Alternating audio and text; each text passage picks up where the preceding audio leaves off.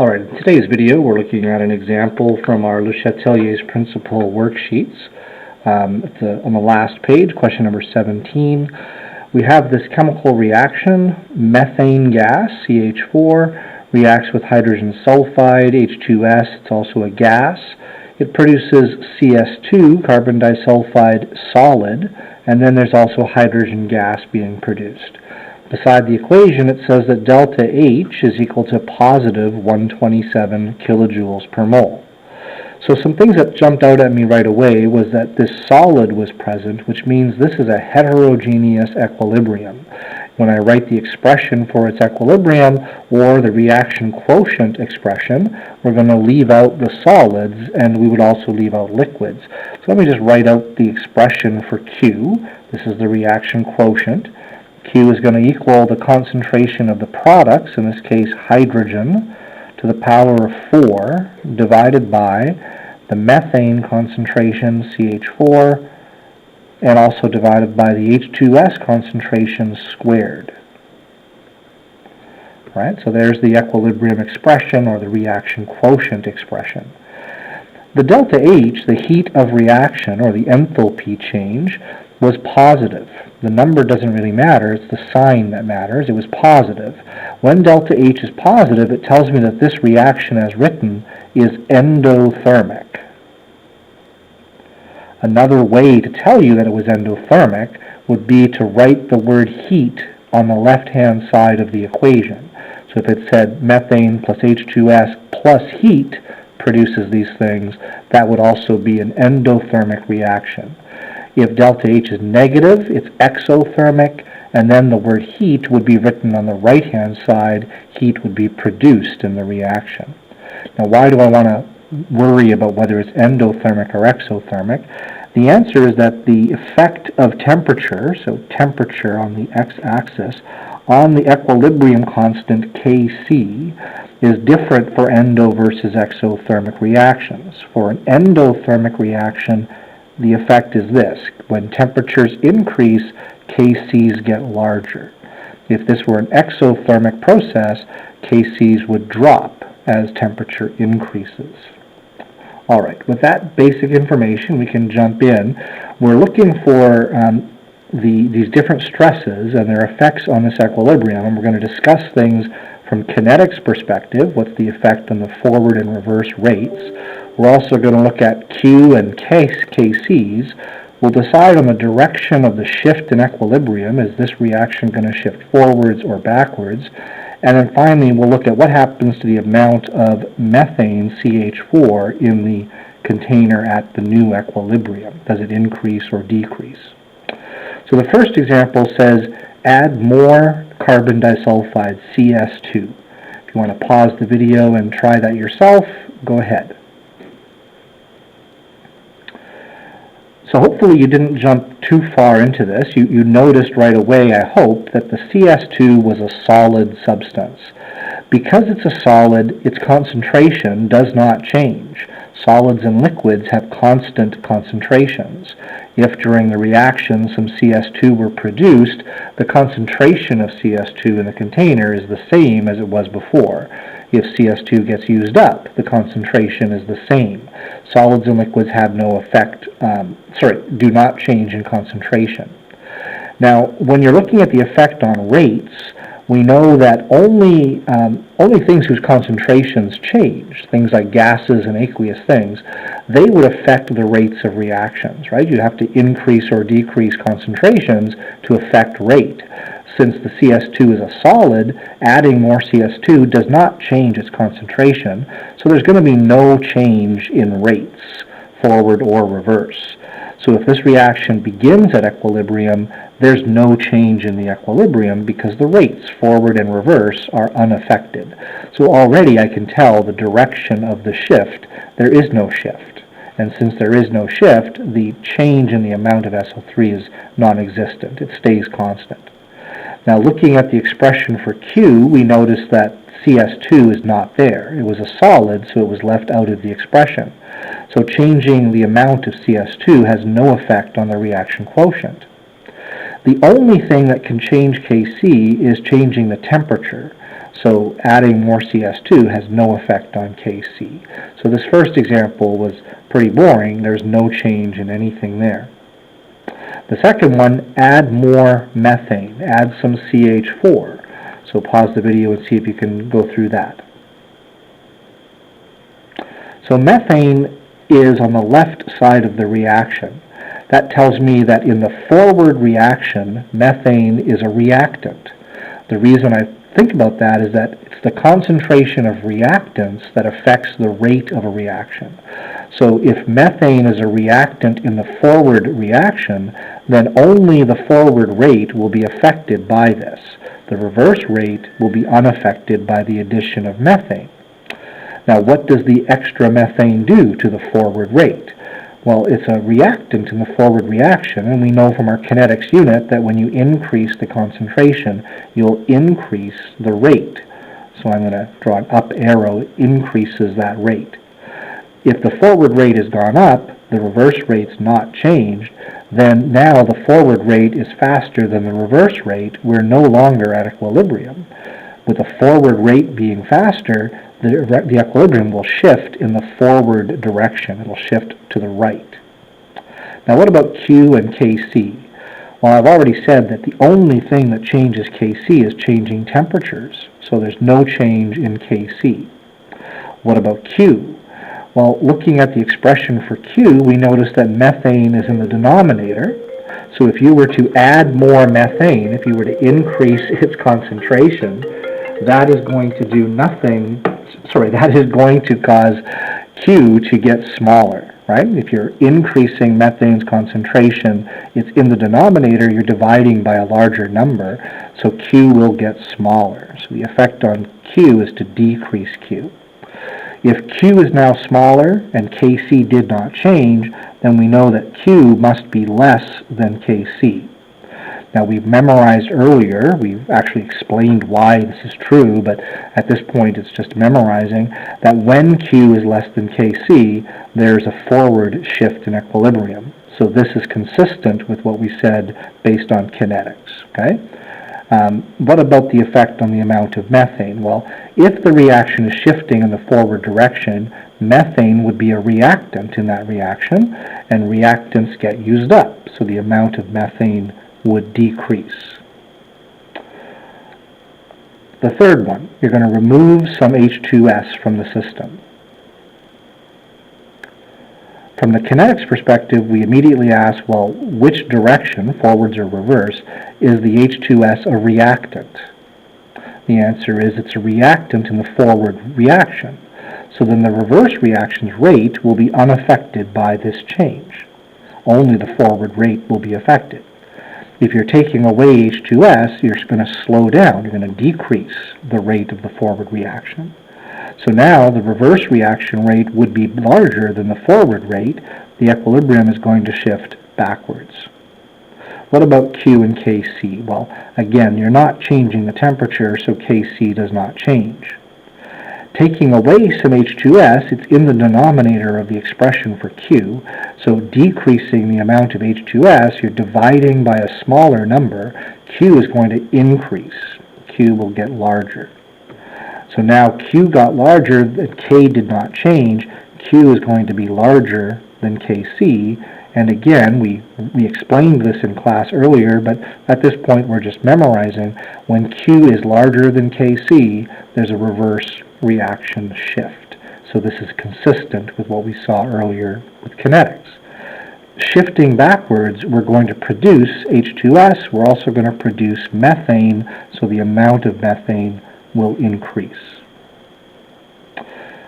The next one is a little bit more difficult to explain. You're transferring everything from the equilibrium into a larger flask. See if you can rationalize what happens by putting this to a larger flask.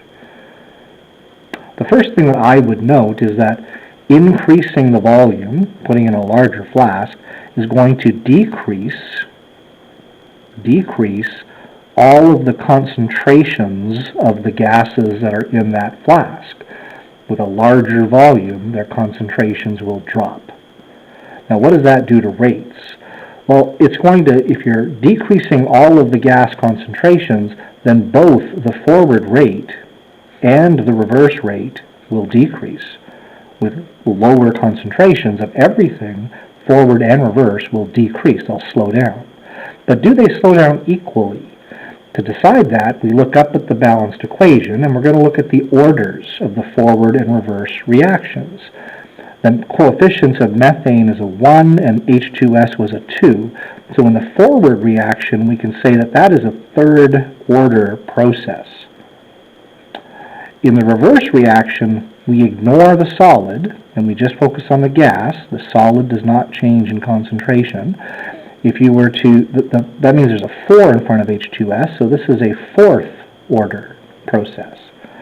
So when you transfer to a larger flask, all of the concentrations drop, they decrease by the same amount. The rates will slow down, but the reverse reaction with a larger order, fourth order, is going to decrease more than the forward rate. So I'll put a second arrow beside the reverse reaction. It decreases to a greater extent. Its order was higher. So now, looking at that, the reverse rate has decreased a lot, while the forward rate decreases a little. The forward rate will be larger than the reverse rate. So therefore, a forward reaction will occur, a forward shift. Now what about Q and Kc? Again, the only thing that changes Kc is changing temperature, so there's no change to Kc. For the effect on Q, we again consider the orders, but now we look at the expression for Q. The numerator is fourth order, H2 to the power of 4. The denominator is third order, a 1 plus a 2. Methane has an exponent of 1, the H2S is an exponent of 2. It's third order. Notice those are the same orders we saw over here in the reaction. So when you decreased all of the concentrations, your numerator and denominator will decrease. But do they decrease equally? The answer in here is going to be no, because it's fourth order on top and third order on the bottom. The numerator will decrease more.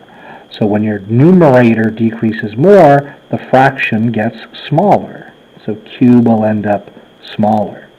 If Q is smaller, then Q will be less than Kc, which again leads to a forward shift. When the reaction shifts forward, the amount of methane in the container will decrease. Now finally, put the flask on ice. We're reaching the temperature stress.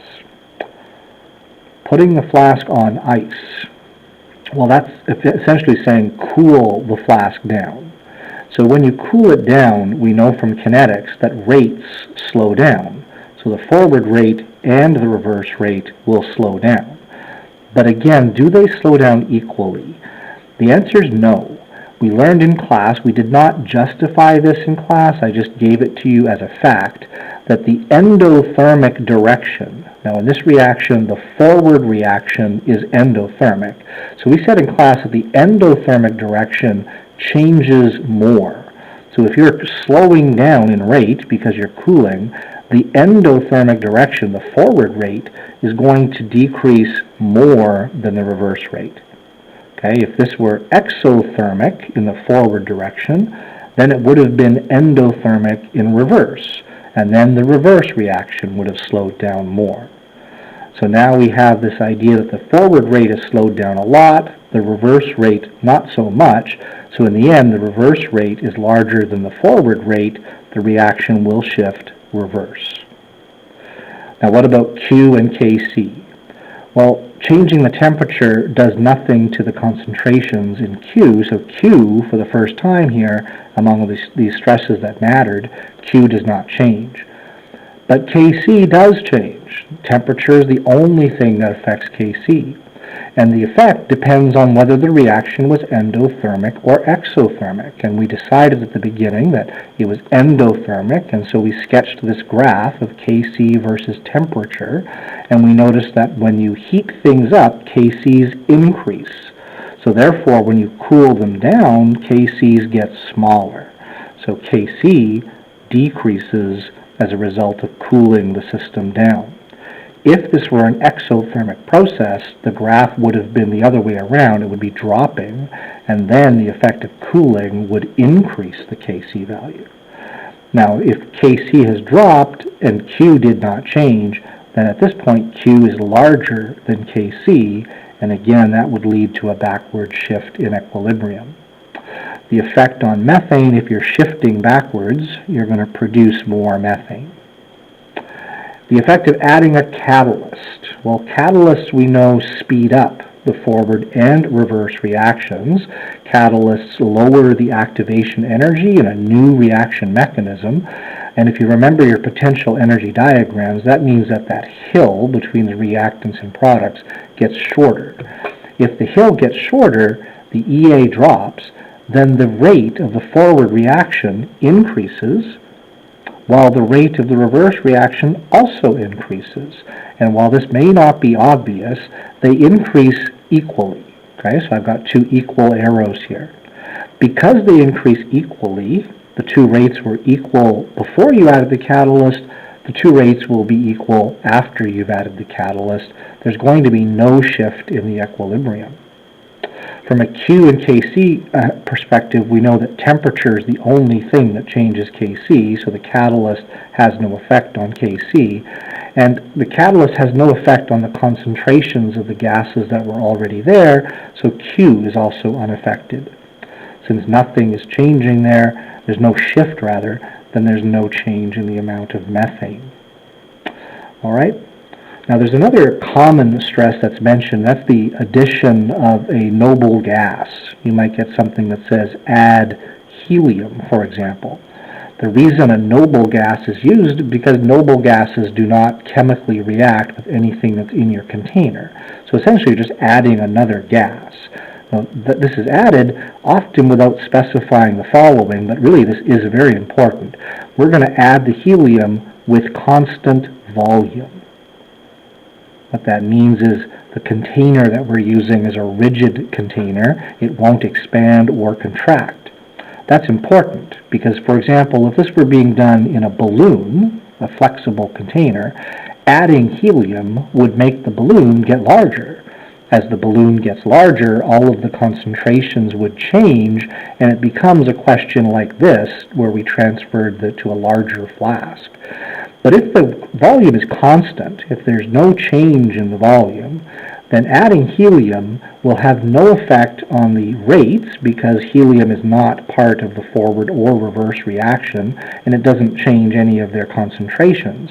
So helium has no effect on the rates. Because none of the concentrations here are affected, the volume did not change, then the Q value does not change. And again, temperature is the only thing that changes Kc, so there's no shift in equilibrium and no change in the amount of methane. All right, so there's Le Chatelier's principal question, a way you might do it if it were a multiple choice question, thinking in your head rather than writing down full explanations like we've done earlier.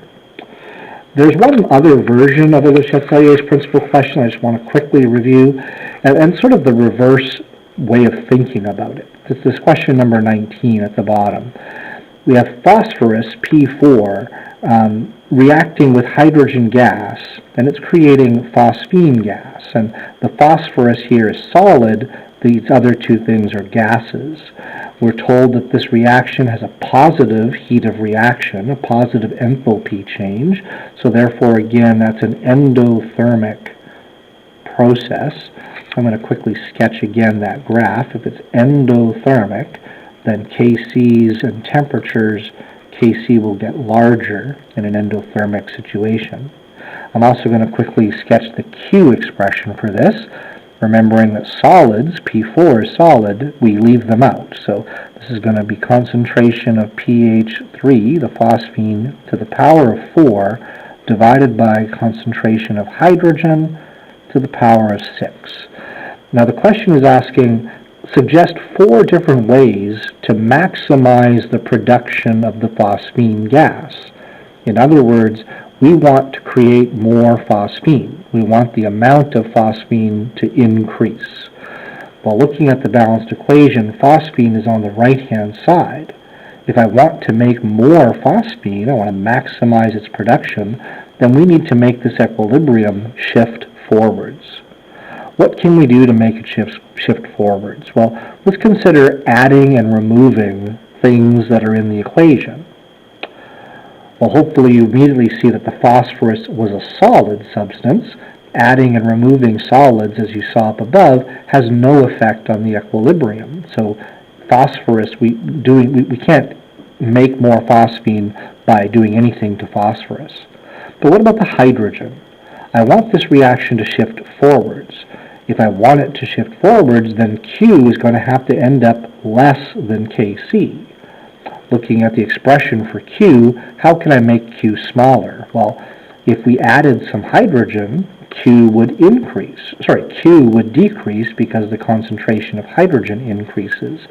So we can add more hydrogen. That would cause Q to get smaller. Q would be less than K, and we would get our forward shift in equilibrium. But what about the phosphine itself? If I want Q to decrease, if I want Q to end up being smaller than K, phosphine is in the numerator. So what if we were to remove the phosphine as it forms in the reaction? So imagine this is happening in a flask, and you reach in and take out the phosphine gas. Decreasing its concentration, that would cause Q to get smaller. As Q gets smaller, the reaction will shift forwards and make more phosphine. So we're getting more phosphine by taking some phosphine out of the system. Now, what about temperature? What could we do to temperature? I want Q to end up being smaller than Kc. I know that temperature changes Kc. So if I want Q to end up smaller than Kc, I need Kc to be larger.